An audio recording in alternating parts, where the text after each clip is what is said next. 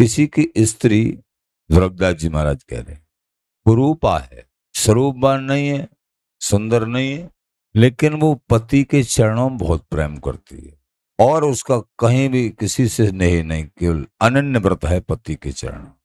वो धर्मात्मा पति उससे बहुत प्रसन्न रहेंगे हमेशा। पति नहीं झाड़ता है, बहुत प्रसन्न रहेंगे। लेकिन देखत ही पर पुरुष तन, कदापि कहीं परपुरुष से कोई संबंध देख लिया, वो चाहे कितनी भी सुंदर है, सुंदर नार सुलक्षणी पर घर परसी जाए। प्यारेंद्र जी महाराज कह रहे हैं, सुंदर है और अनेक लक्षणों से युक्त है, पति से भी प्रेम करती है, लेकिन और भी कहीं मन को लगाए बैठी है। सुंदर नार सुलक्षणी पर घर परसी जाए, दूसरे के घर, तो वो पतिव्रता की सभा में बैठी नार नवाए। जहां पतिव्रताओं की सभा होगी वहां उसकी गर्दन ऊंची नहीं होगी।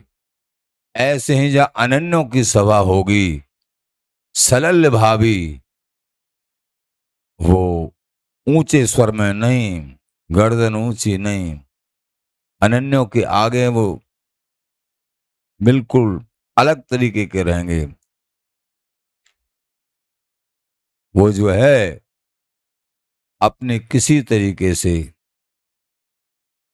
हृदय की भावना को प्रकट नहीं कर सकते हैं, क्योंकि अनन्य भाव ही सब कुछ देने वाला होता है। सलल्य भावी, कर्मकांड में रति, क्षुद्र देवी देवताओं में आस्था, ये सब हरि का अनन्य प्रेम जिनके हृदय कमल में है वो विजयी है। किसी का खंडन नहीं, न किसी का मंडन, ये सबते न्यारे सबके प्यारे। पतिव्रता स्त्री की भांति अपने इष्ट का अनन्य व्रत, जैसे पतिव्रता है स्त्री, किसी से द्वेष नहीं रखती है। ये नहीं है और पुरुषों से द्वेष रखती हो, नहीं।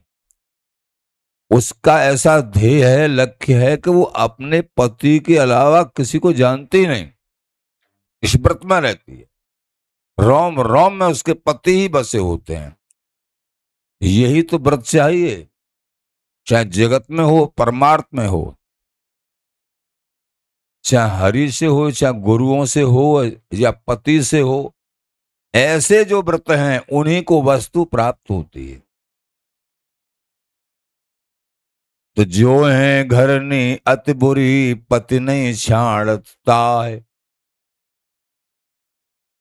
देखत ही पर पुरुष तन तज छिन जाए। कितनी भी कुलक्षणा, यानी कोई लक्षण नहीं है, कोई गुण नहीं है, लेकिन एक सबसे बड़ा गुण यही है कि वो अपने पति देव के अलावा और कहीं 1% भी नहीं रखती, अनन्य भाव है। तो वो धर्मात्मा पति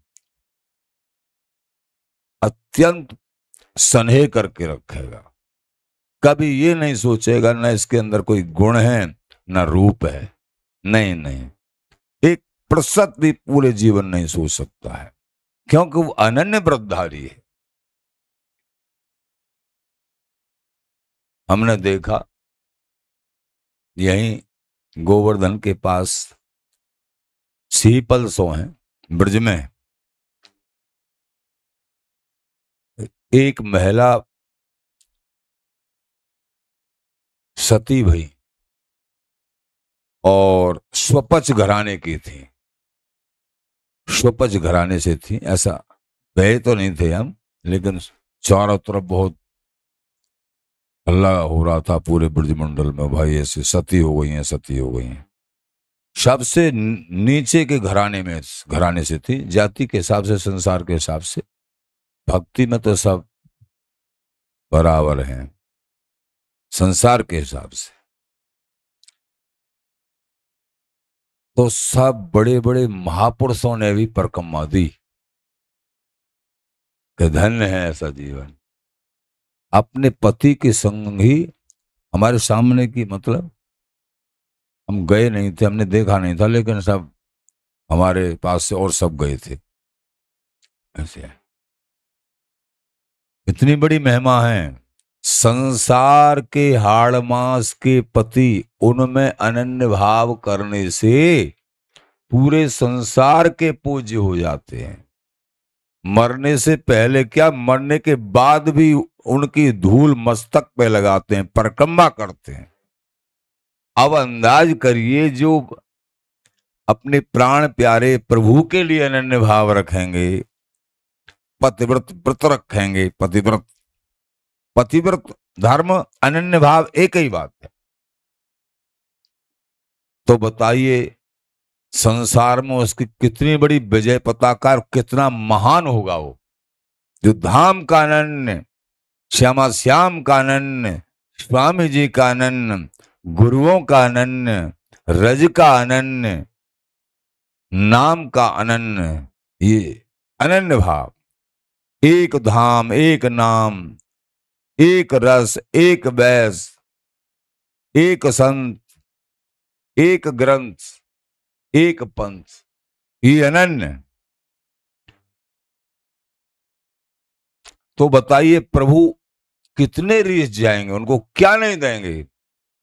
जीवेत यो मग पदे सदाए भाख, उसको ऐसे मिल जाएंगी सारी जो नित्य वस्तु है, सर्व दुर्लभ है, जिसे पिता की संपत्ति पुत्र को अपने आप अनायास ही प्राप्त हो जाती है। इसलिए प्यारे प्रेमी जनों, भजन कम हो ज्यादा हो, लेकिन हे बिहारी जी महाराज, स्वामी जी महाराज, आपके अलावा कोई और नहीं और कोई दूसरी ठौर नहीं। ये दृढ़ व्रत बिहारी जी से बिहारी जी, स्वामी जी से स्वामी जी, ये समस्त सत्संगों का सार है। और इसी को स्वामी गुरुदेव बिहारेंद्र देव जी महाराज अपनी वाणी में बार बार बार बार, सबसे महंगी वस्तु है लेकिन सहज फ्री में दे रहे हैं। फ्री में, फ्री समझ के किसी ने थोड़ा भी ले लिया, जन्म जन्मांतर उसके सुधर जाएंगे। गीता जी का सार अनन्य भाव, भागवत जी का सार अनन्य भाव। जिन्होंने प्रभु के चरणों में अनन्य भाव किया है, चाहे सतयुग में, चाहे त्रेता में, चाहे द्वापर में और चाहे कलयुग में, जिन्होंने प्रभु के चरणों में अनन्य भाव किया है, आज तक भी प्रभु की प्राप्ति और परम सुख उन्हीं को प्राप्त हुआ है।